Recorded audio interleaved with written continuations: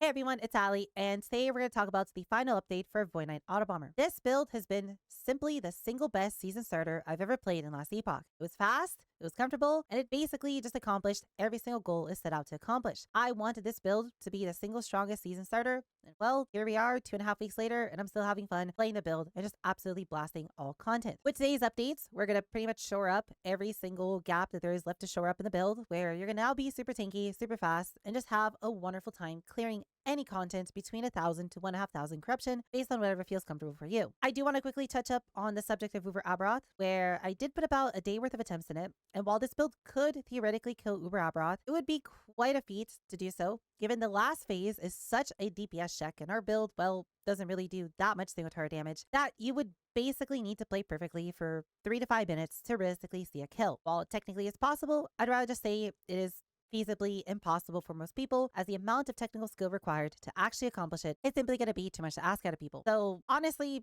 I'm pretty happy with that, given that our build was meant to be a speed farmer, and we managed to almost kill Uber Aberroth with it, which is pretty darn impressive, if I would say so. Before we go any further, I do also want to mention that the written guide has been updated. This is most likely going to be the final update for it until next season, and everything we'll be talking about is going to be here in a written format in the Endgame portion of the Endgame section of the build guide. I know it's a mouthful, but at the bottom of the whole section, all the info is here as well, if you'd like a written version of it. Let's start off by discussing what exactly are we doing post Bastion. You have quite a few options on what you could do and what you could pursue, and realistically, it's going to be up to you to choose whichever one you want to go for first. Our few main goals here are pretty simple. One, we're going to want to go get ourselves a Decayed Skull, and you can either look for 3, or if you like to min-max, look for a 4, and you're going to put tier 7 strength, tier 5 time rot, and tier 5% health on it with a 3 LP, and with a 4 LP, either endurance, if you think you're going to get your hands on an Uber Aberroth relic, or reduce crit damage taken if not. This is simply just better than pretty much any other helmet we can get our hands on, as it gives us quite a lot of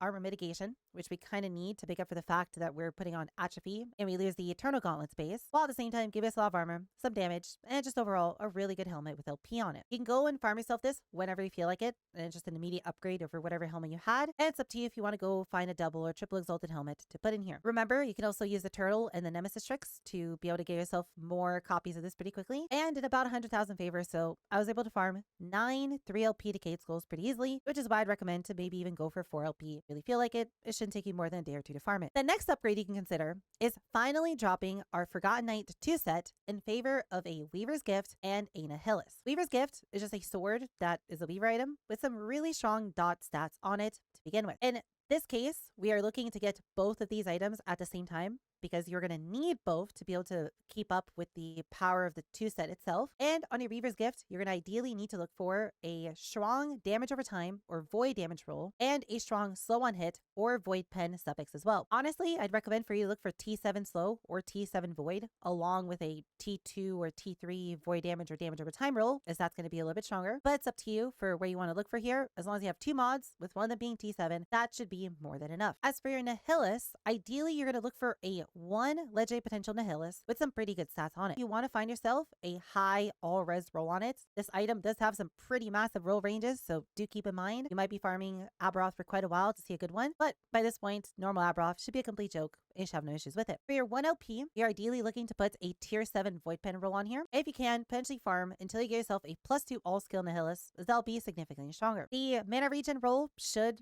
ideally be above 0. Just make sure it's not negative and it'll be fine. The higher the better, as it'll make your mana feel even comfier. And if you get yourself a good armor roll, that's great as well. Same thing here. Remember, any 0 LP Nihilis that drop can just simply be put into Nemesis to either get random legendary stats or LP on it. So you can potentially fish for even a 2 LP Nihilis that way if you prefer to. Once you have both these items, you should be able to immediately put both of them on, and it'll just be as strong, if not stronger, depending on how good your Weaver's Gift is in comparison to 2 set. And when it comes to the extra skill levels from Nihilis, the planner, which will be linked in the description below, will show you where to put the extra points, assuming you have either 1 or 2 LP Nihilis. The sliders are updated for both. Moving on from there, the next thing we should be looking into is going to be getting ourselves Atrophy. Now, we did talk about Atrophy quite a bit, but if you don't have an Atrophy by now, it's definitely time to go and look for one. You, at a minimum, should use a 1 LP Atrophy with the low life mod on it, which we discussed in the previous video, as it's a massive defensive layer, but you should ideally go and use Nemesis and Turtles to farm yourself a 2 LP Atrophy and get yourself both the low life roll at a tier 1 or lower roll, and ideally a tier 7 hybrid roll on here as well. Well, you could potentially use the Blood Mage gloves instead, as they'll give you a lot more defenses if you just want a more defense-oriented setup, and if you're looking to play this in hardcore. I personally prefer Atrophy because at this point, we're so tanky that honestly, everything's completely fine, and the extra damage from them just feels really good. In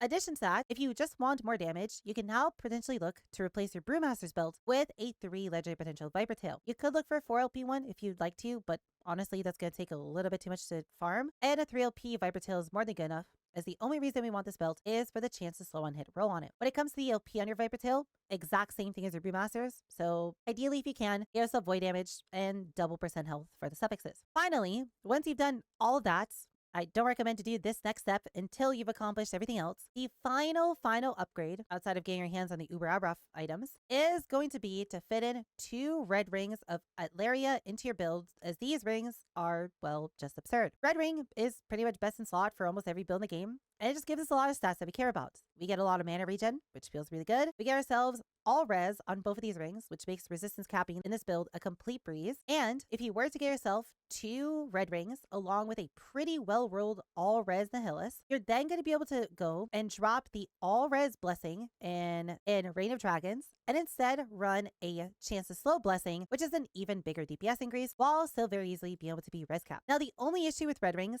is that they're really hard to put on. We need to get 180 total attributes, and well, that really isn't easy to do. Now, to be able to put these on, you're going to need to not only find 2 max rolled red rings, where their attribute is 5 instead of 4, along with you having a tier 7 roll on your helmet, so ideally with a Decayed Skull, the tier 7 roll on your anchor, and you might need to potentially re-roll your anchor a little bit until you have a really good base strength roll on it as well, along with a good strength roll on your Bastion of Honor, as it does have a strength roll in its implicit, and a tier 7 strength or vitality roll on your boots. And one of your red rings has to have 1 legendary potential on it, and you're going to need to put a tier 7 strength roll on it to actually get the 180 attribute. There is a lot they need to actually manage to make these work, so it's going to take quite a bit, and this is why they're the final piece of the puzzle when it comes to the build. But as I mentioned, because we get the slow blessing, because these give us mana regen, and because they give us just 20% less damage taken, there's basically nothing better than these rings. If you're still struggling with getting on your red rings, you could also potentially consider putting on a vitality roll on one of your ornate idols, as by this point, between the mana regen roll from your Nihilis and the mana regen rolls from your red rings, you should have more than enough mana regen, and you can completely drop one of your void skill efficiency rolls from your build entirely. That's pretty much